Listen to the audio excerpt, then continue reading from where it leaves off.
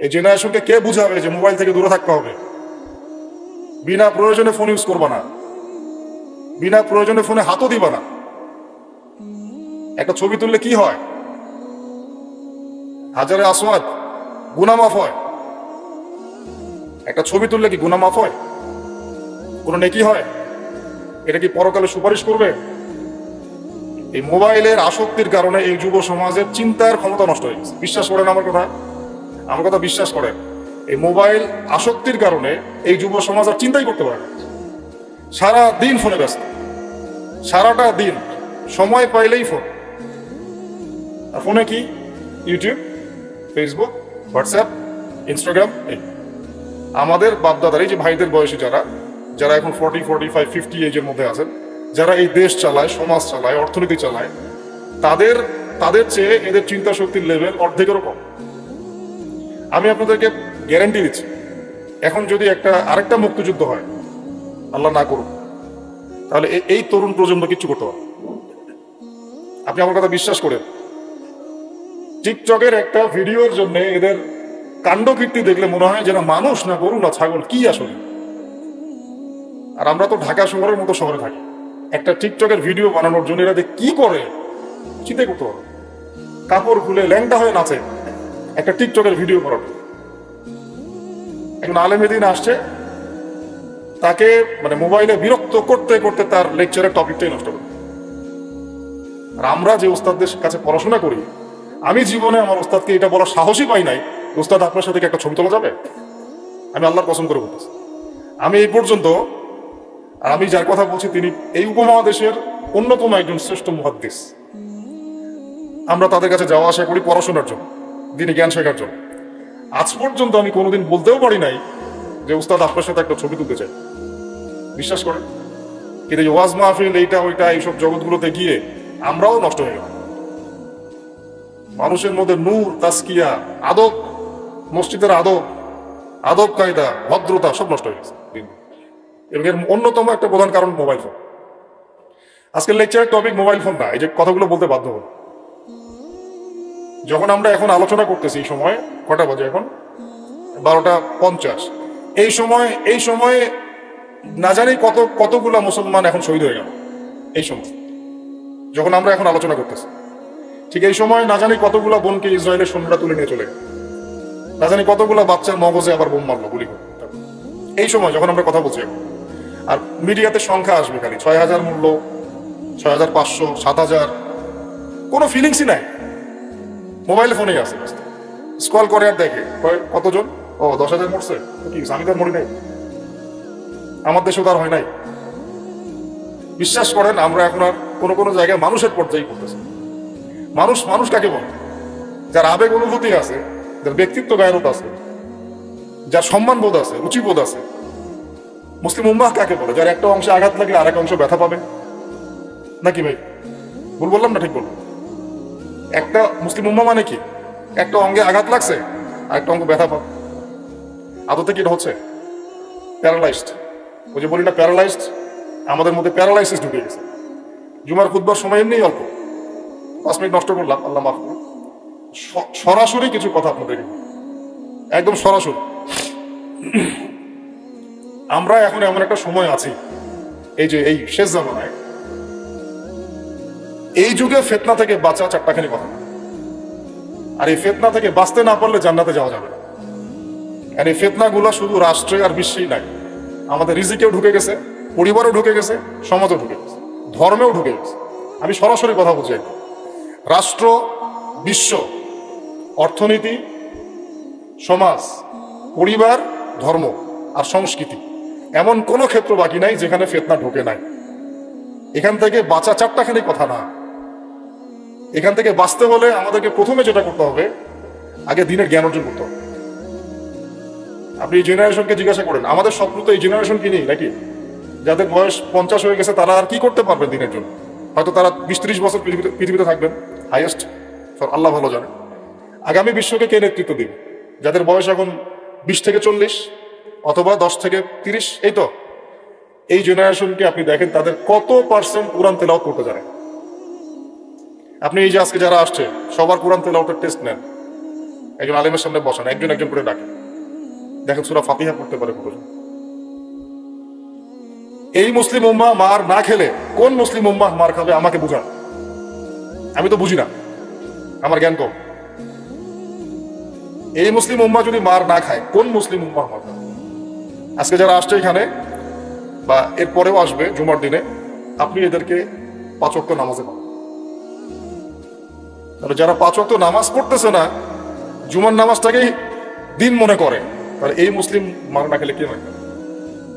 আমাকে বুঝান, আমি বুঝি না, কিছু বিষয় আমি বুঝি না।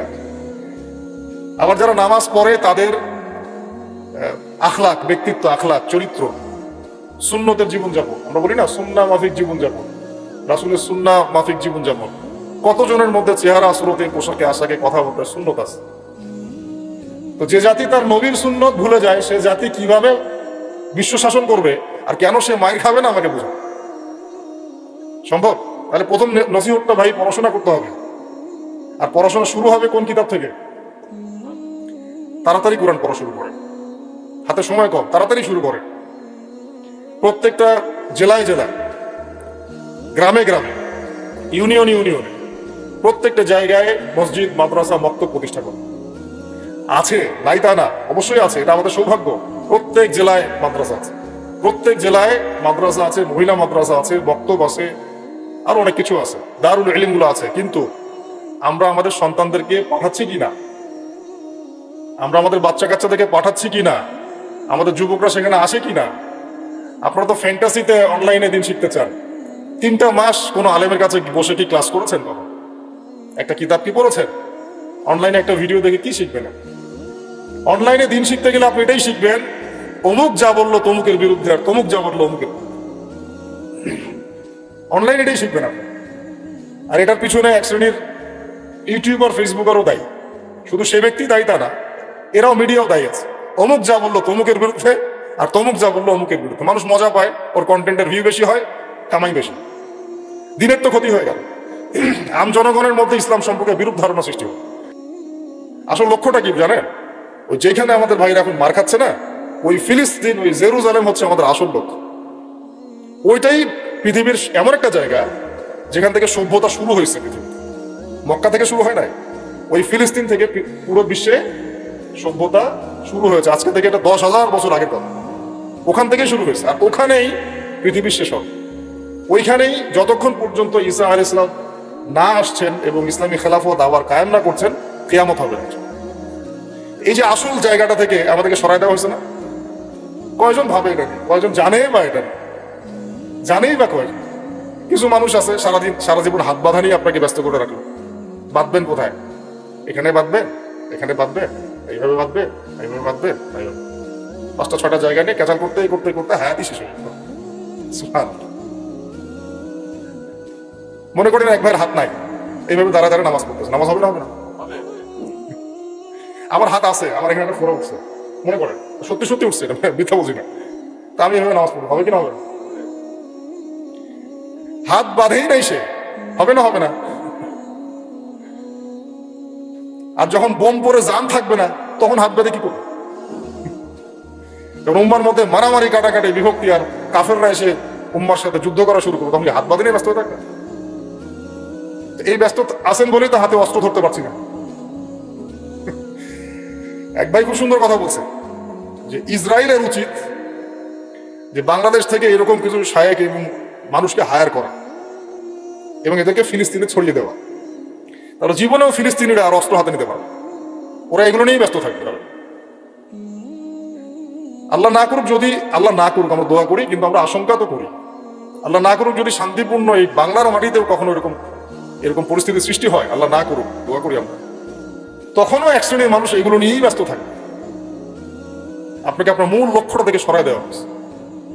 এটা বোঝার জন্য, এই ফিতনাগুলো চেনার জন্য ভাই সবার আগে দিনের জ্ঞান অর্জনের কোনো বিকল্প নাই।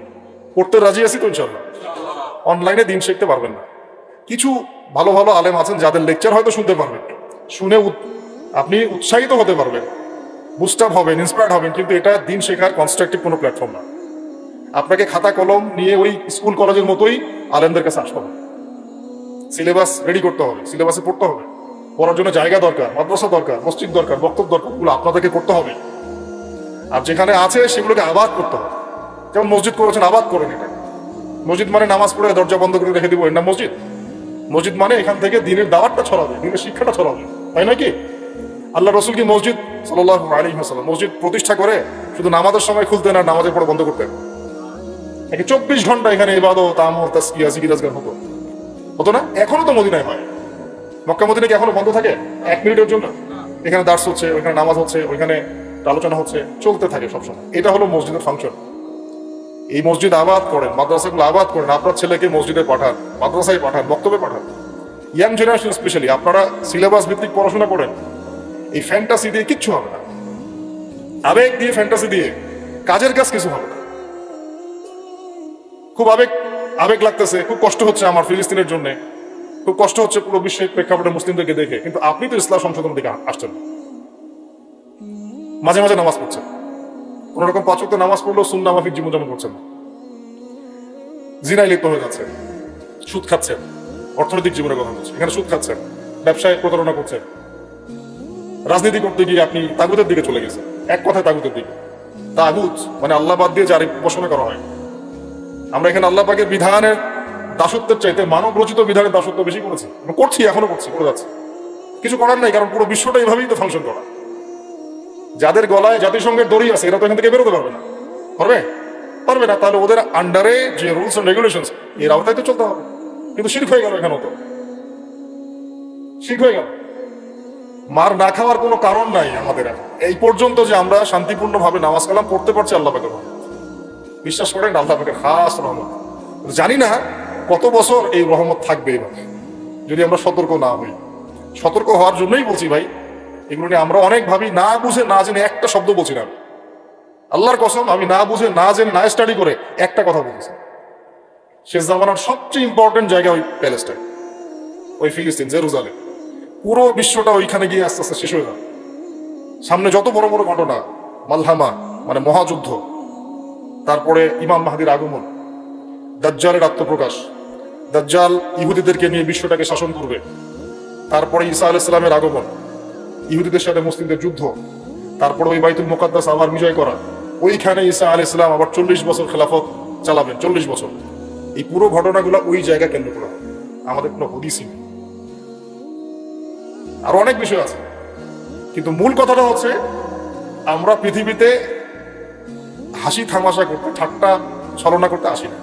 আল্লাহ পাক প্রত্যেককে কিছু না কিছু দায়িত্ব দিয়ে পাঠাইছেন এবং আমাদের প্রত্যেককে আল্লাহ পাক পরীক্ষা করছেন, এবং এই হায়াতের রিজিকের নিয়ামতের আল্লাহ পাক আমাদের কাছে পাই পাই করে হিসাব নেবেন।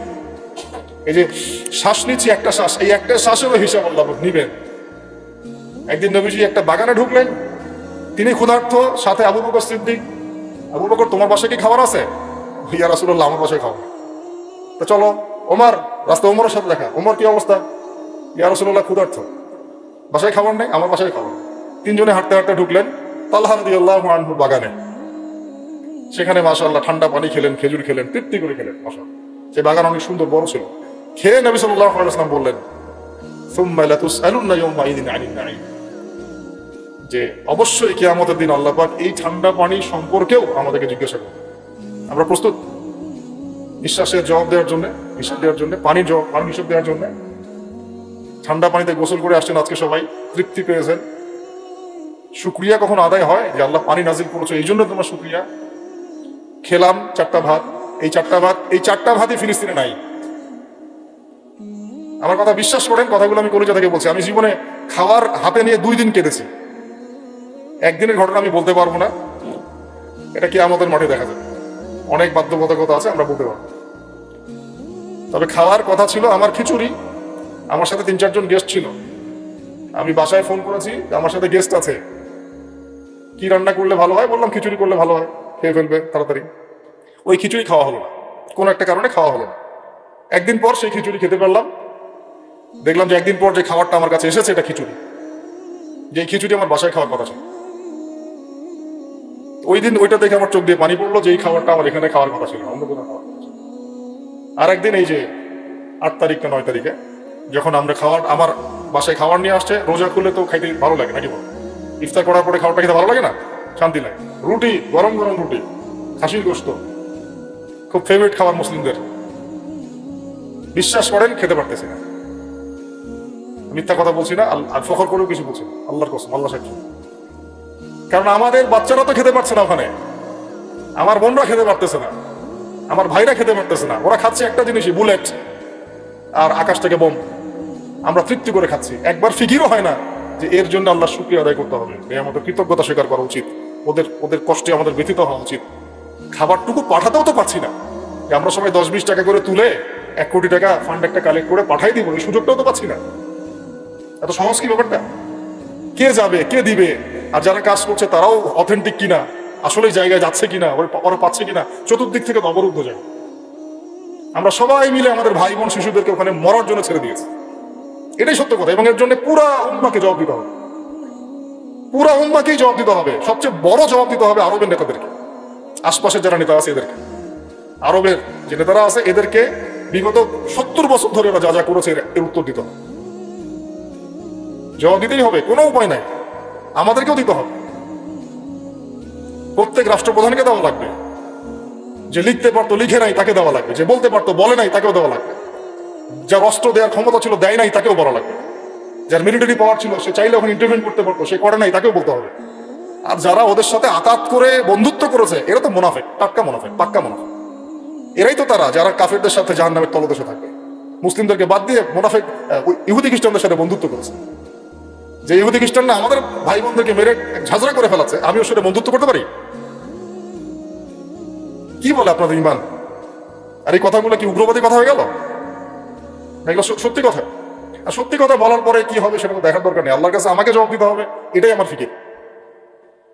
তো যারা দোয়া করতে পারবে তারা যদি দোয়া না করে আল্লাহর কাছে জবাব দিতে হবে, যারা বলতে পারে যদি না বলে আল্লাহর কাছে অ্যান্সার দিতে হবে, যারা খাবার পাঠাতে পারতো তারা পাঠায় নাই আল্লাহর কাছে অ্যান্সার দিতে হবে।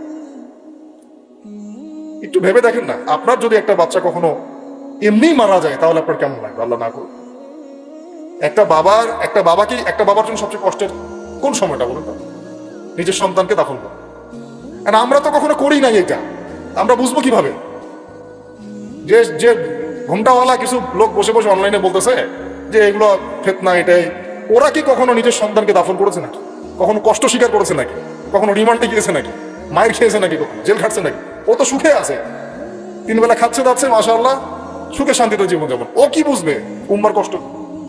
ও কি বুঝবে বাচ্চাদের কষ্ট, মা বোনদের কষ্ট? আর আমরা সর্বোচ্চ বলতে পারতেছি ব্যাস, কিন্তু সচেতনতা তো তৈরি করা দরকার। আপনার ছেলে যদি বলে ওখানে কি হচ্ছে, ওকে বলা উচিত, বাবা ওখানে কিছু শয়তান আছে, যে শয়তানগুলা আমাদের নিরীহ বাচ্চাদেরকে মেরে ফেলছে। তুমি যখন বড় হবা তোমাকে আল্লাহ পাক সামর্থ্য দিলে তুমি শয়তানগুলোকে মেরে ফেলবে। বাচ্চাকে শেখানো উচিত। ওরা 100 বছর থেকে ওদের বাচ্চাকে এগুলো শিখাইছে, ওরা 100 বছর থেকে ওদের বাচ্চাদেরকে শিখাইছে যে মুসলমানরা হচ্ছে পৃথিবীর সবচেয়ে জঘন্য প্রাণী।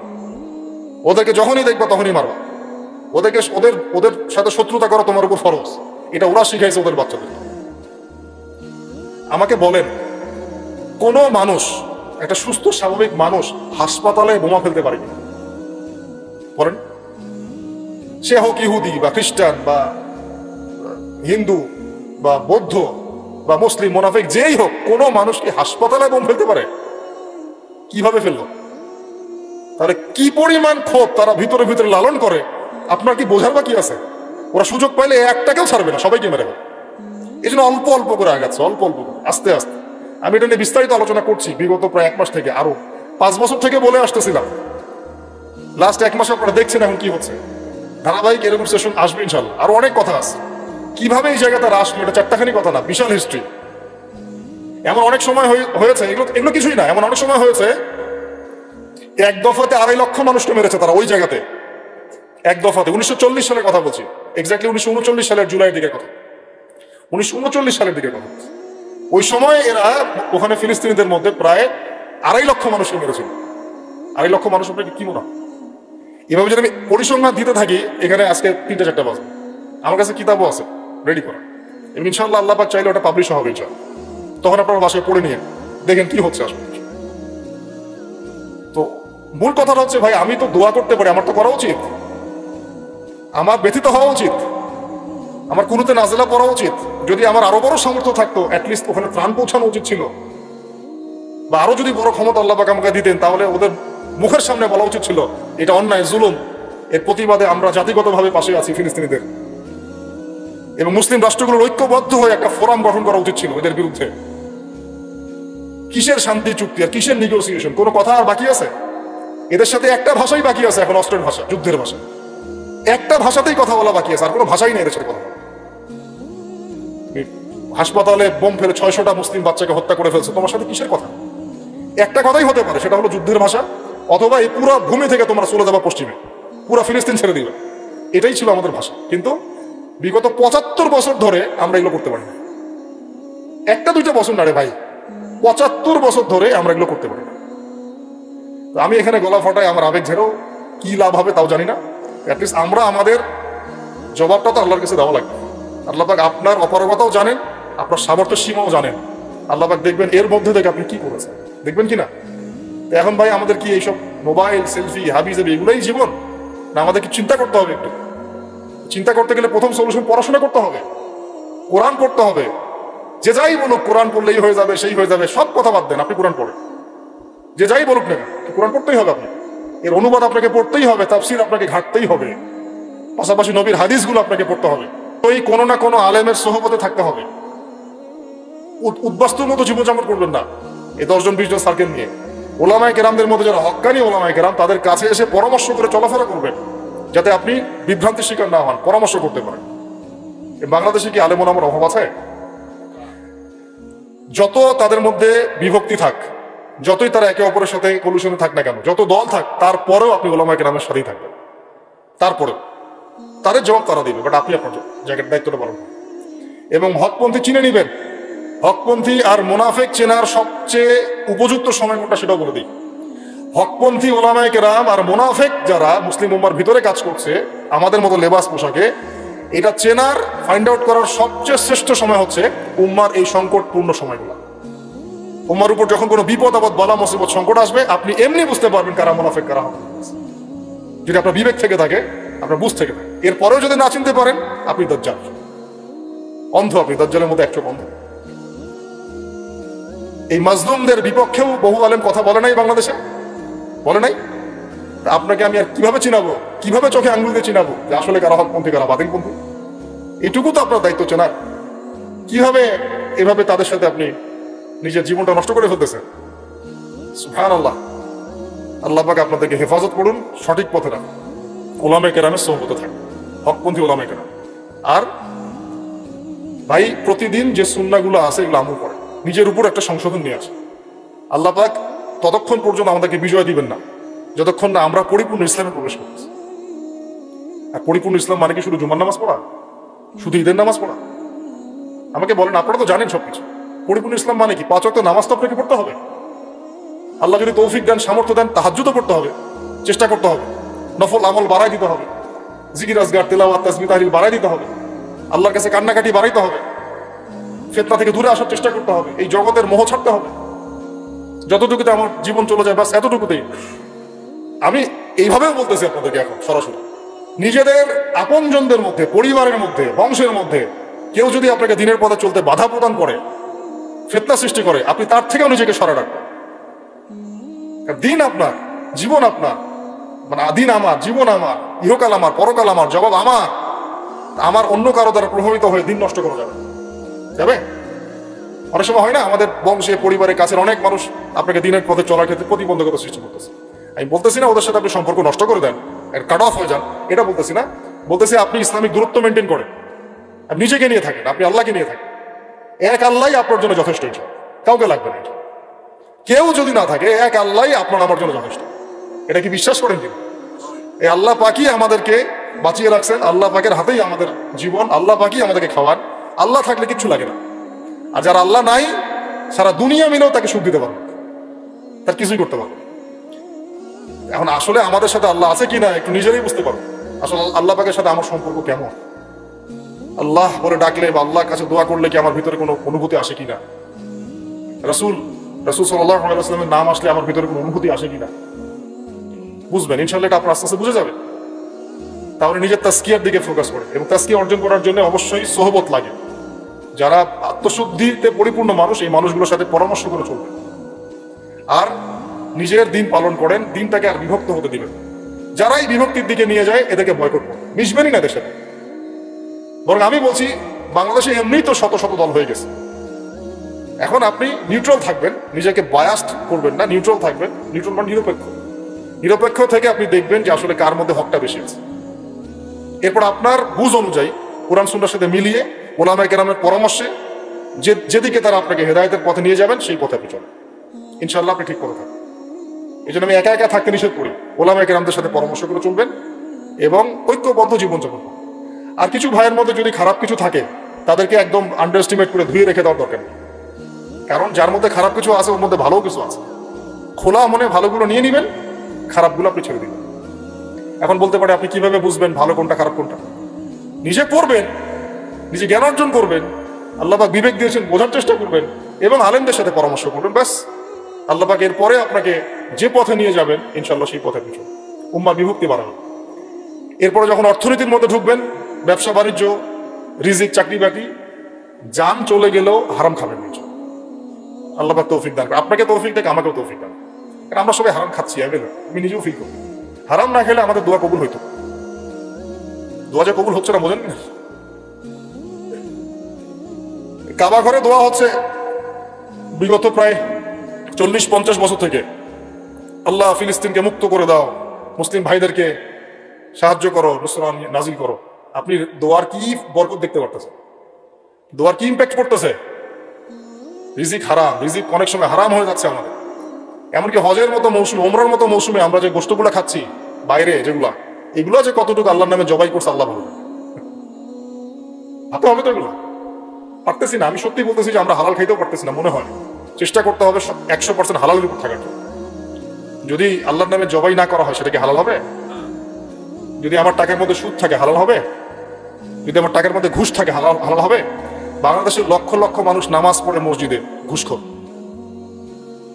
বাংলাদেশের লক্ষ লক্ষ না, কোটি কোটি মানুষ মসজিদে নামাজ পড়ে মুসল্লি সুদখোর। অনেক মসজিদ কমিটি আছে সুদখোর। ভাই আমার কথা বলতে কোনো ভয় কাজ করে না, আর আমি কারো পরোয়া করি না, সত্য কথা বলতে এক আল্লাহ ছাড়া।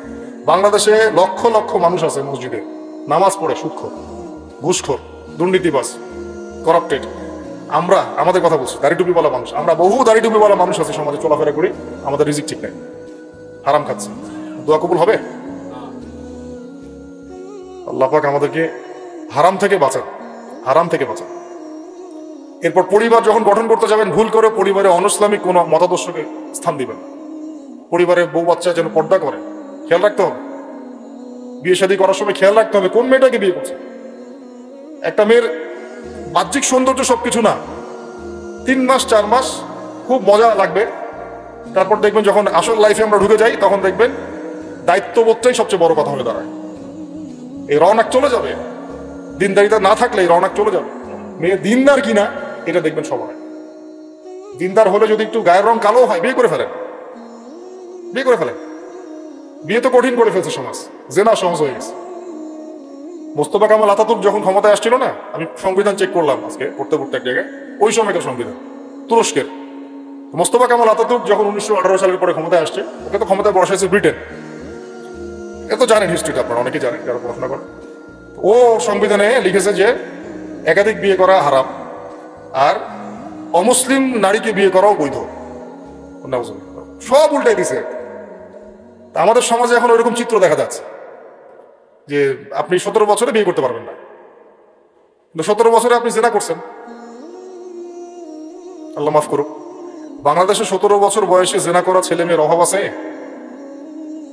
আদমশুমারির মতো এই কুমারিত্ব টেস্ট যদি করা হয় ছেলে মেয়েদের, তারপর দেখবেন কি অবস্থা। তো বিয়েটাকে সহজ করা উচিত। বিয়ের বয়স একটা ফিক্স করা হয়েছে, এর সাথে তো আমরা এখন যুদ্ধ করতে পারবো, পারবেন? ছেড়ে দেন, আচ্ছা ফিক্স করছে বুঝলাম। এখন ওই বয়সটা হয়ে গেলেই আপনার সন্তানের বিয়ের ব্যবস্থা করে ফেলেন এবং এটাকে সহজ করে দেন, এত জটিল করেন না, সহজ করে দেন যাতে করে ওরা জিনা থেকে বেঁচে থাকতে পারে। ভাই বিশ্বাস করেন, বহু দাড়ি টুপিওয়ালা মানুষ, এলেমওয়ালা মানুষ এইসব মিম্বরে দাঁড়ায় হক কথা বলতে পারে না জেনার কারণে। জেনার কারণে এই যে আমরা চলাফেরা করতেছি না, চোখের জেনা তো হচ্ছে অ্যাভেলেবল। অনেক সময় মনেরও জেনা হয়ে যাচ্ছে, মনে খারাপ চিন্তা চলে আসতে পারে না, দেখবেন মনের নূরটা নষ্ট হয়ে যায়, তখন আপনার ইমান ওই তেজটা কাজ করে না। খেয়াল করে দেখবেন, যখন মনের মধ্যে এই নূরটা নষ্ট হয়ে যায়, কিছু একটা নগ্ন মেয়েকে দেখে ফেলছেন বা একটা মেয়েকে দেখে আপনার অ্যাট্রাকশন তৈরি হয়ে গেছে, হতে পারে, আমরা তো ফেরেশতা না, হতেই পারে, তখন দেখবেন মনের মধ্যে নূরটা নষ্ট হয়ে যায়। ওই সময় আপনি কিন্তু এই ইমানের জজবাটা শুরু করতে পারেন। তখন নবী সাল্লাল্লাহু আলাইহি ওয়াসাল্লাম বলেছেন, তখন যদি বাসায় স্ত্রী থাকে তোমরা স্ত্রীর কাছে চলে যাবা, নিজের প্রয়োজন মিটাই নিবা, তাহলে এই শয়তানি মন থেকে চলে যাবে। এখন তো বিয়ে কঠিন, এটা মিটাবে কিভাবে? অনলাইনে ঢুকলেই দেখবেন আপনি নগ্নতা। এই ছেলে পেলে আমাদের সাথে যারা ঢাকায় থাকে এরা তো আরো জানে কি আছে, কি হয়। ছেলে নাই আর মেয়ে নাই, ও নিজে ছেলে। একটা মেয়ের যে চরিত্র খারাপ এটা বোঝার জন্য এতটুকু যথেষ্ট যে ও মোটর সাইকেলের পিছনে বসছে কিভাবে এটা দেখবেন। একটা আপনার শালীন দিনদার স্ত্রীকে নিয়ে যদি আপনি মোটর সাইকেলে জানো, দেখবেন তার বসার ধরনটা কেমন, আর যাদের সাথে এই যে ফ্রি মিক্সিং এ প্রেম প্রীতির সম্পর্ক করে এদের বসার ধরনটা কেমন। বসাই আপনাকে বলে দেবে কত বড় বেয়াদব, কত বড় আদবহীন, বেহায়া একটা। আমার কথা ইশারা দিচ্ছি, সব তো বলা যাবে। তো এটাকে সহজ করবেন, এখানে দিনদারিতাকে প্রাধান্য দিবেন, ভুলেও দুনিয়াদারিকে প্রাধান্য দিয়েন না। ও বাপের কয় টাকা আছে, ওর বিয়ে করলে আমি পাবো কি, কত সুন্দর ঐশ্বরিয়া রায়ের মতো কিনা, এগুলো দেখার দরকার। এগুলো থাকে না, আস্তে আস্তে চলে যায়, দিনদারিতা থেকে যায়। ইব্রাহিম আলাইহিস সালামের স্ত্রীদের কথা আজকে আমরা স্মরণ করি না? হাজেরা আলাইহিস সালাম, তার ওই সবর, সাফা মারওয়া সাই, তাওয়াক্কুল আল্লাহর কাছে এত পছন্দ হয়েছিল যে কিয়ামত পর্যন্ত যত মানুষ হজ করবে, সাই না করলে হজ হবে না। ঠিক আছে, উনার ওই হাঁটা দৌড়াদৌড়ি আল্লাহর কাছে এত পছন্দ হয়েছে। আপনি জামজাম কূপ ওখানে যে তাওয়াফ করছেন না, তাওয়াফ করে যে পানি খেয়ে আসলেন, সাফা মারওয়া সাই করলেন, এই সাই না করা পর্যন্ত আপনার হজই হচ্ছে না, ওমরাই হচ্ছে না। একজন দিনদার মেয়ের দিনদারিতা আল্লাহর কাছে কিভাবে কবুল হয়ে থাকে? আমাদের মেয়েদেরকে বুঝান, বাসায় গিয়ে বোনদেরকে বুঝান, মাদেরকে বুঝান, স্ত্রীদেরকে বুঝান, তাদেরকেও একটা উদ্দেশ্যে আল্লাহ পাক সৃষ্টি করেছেন। কি উদ্দেশ্য? তারা যেন ইসমাইলের মতো প্রজন্ম জন্ম দিতে পারে। তাদেরকে সিরিয়াল দেখার জন্য পাঠানো হয় না, তাদেরকে এই রং তামাশা করার জন্য, স্নো পাউডার মেখে বাইরে ঘোরার জন্য পাঠানো হয় না। এবং এটাকে কন্ট্রোল তো আমাদেরকে করতে হবে। এই যে বললাম, কন্ট্রোল করতে গিয়ে যদি দেখেন পারতেছেন, আপনার দ্বারা হচ্ছে না, তখন কি প্রয়োজনে ডিসকানেক্টেড হয়ে যাবেন, তাও নিজের দিনকে ক্ষতিগ্রস্ত হতে দিবেন। কিছু করার নাই তো, চেষ্টার উপর চেষ্টা করে যাচ্ছেন আপনি 10 বছর, 15 বছর, 5 বছর, 7 বছর, কোনো রেজাল্ট পাচ্ছেন না। আপনি কি করবেন? দিন ছেড়ে দেবেন? আপনিও তাদের মতো হয়ে যাবেন? আপনাকে আপনার স্বতন্ত্র জায়গায় থাকতে হবে। আল্লাহ পাক তৌফিক দান করুন। আর ইসলাম সংশোধনের মধ্যে সমাধান আসলে আলহামদুলিল্লাহ। এরপরে বাচ্চা কাচ্চা যেগুলো হবে, এগুলো পয়েন্ট মনে রাখবেন, পড়াশোনা থেকে নেই পর্যন্ত বাচ্চা কাচ্চা যেগুলো হবে, এক একটা বাচ্চাকে আগামী দিনের যোদ্ধা হিসেবে গড়ে তুলবে। কি যুদ্ধ করবে তারা? আগে আদর্শিক যুদ্ধ করবে, আদর্শিক যুদ্ধ করবে যে আমরা ওইসব আদর্শে চলি না, আমাদের নিজস্ব আদর্শ আছে, এটা ইসলাম। আমাদের কিতাব আছে কোরআন, আমাদের সুন্নাহ আছে মুহাম্মদ সাল্লাল্লাহু আলাইহি ওয়াসাল্লামের সুন্নাহ। এরা বৈষয়িক শিক্ষাও শিক্ষিত হবে, ইসলামিক শিক্ষাও শিক্ষিত হবে ইনশাআল্লাহ। এরপরে এদের দ্বারা ইনশাআল্লাহ এমন জেনারেশন আমরা গড়ে তুলব, যে জেনারেশন আগামী দিনে ইসলামের পতাকা বহন করবে। আমরা যেটা পারি, চেষ্টা চালাবো, আমাদের বাচ্চাদেরকে গড়ে তুলবে। পারা যাবে না? আল্লাহ পাক আমাদেরকে এইসব উদ্দেশ্যে দুনিয়াতে পাঠাইছে। এভাবে ইনশাআল্লাহ আমরা এলেম অর্জন, তাসকিয়া অর্জন, আমল বাড়িয়ে দেওয়া, হালাল খাওয়া, পরিবার গঠন করা, প্রজন্ম গঠন করা, এই কাজগুলো করতে করতে করতে আমরা আগাবো। এবং এখন যা চলছে এই ফিতনাগুলো থেকে আমরা নিজেদেরকে দূরে রাখার চেষ্টা করি। আর যেখানে যেখানে মুসলিমদের এগেনস্টে এই কাফের, মুশরিক, জালেম, মুনাফিকরা পদক্ষেপ নেবে, আমরা আমাদের সাধ্য মতো এটাকে প্রতিহত করবো। হয় জবান দিয়ে প্রতিহত করবো, নাহলে লিখে প্রতিহত করবো, নাহলে কোনো সাহায্য করে প্রতিহত করবো, নাহলে অ্যাটলিস্ট দোয়া করে প্রতিহত। কিছুই নাই, কমপক্ষে কি করবেন? দোয়া করবেন। কিছু নাই, কমপক্ষে দোয়া করবেন। কিন্তু কোনো অবস্থাতেই আত্মসমর্পণ করবেন না এদের সামনে। ওদের সামনে কোনো অবস্থাতেই জালেমের সামনে হাঁটু গেড়ে দিবেন, বা মাথা উঁচু করে বাঁচবো ইনশাল্লাহ, মাথা উঁচু করে মরবো। আল্লাহ পাক আমাদের সবাইকে কথাগুলো বোঝার তৌফিক দান করুন। أقول قولي هذا أستغفر الله لي ولكم ولسائر المسلمين. بارك الله لنا ولكم بالآيات الحكيم إنه تعالى جواد كريم بر رؤوف رحيم. سنة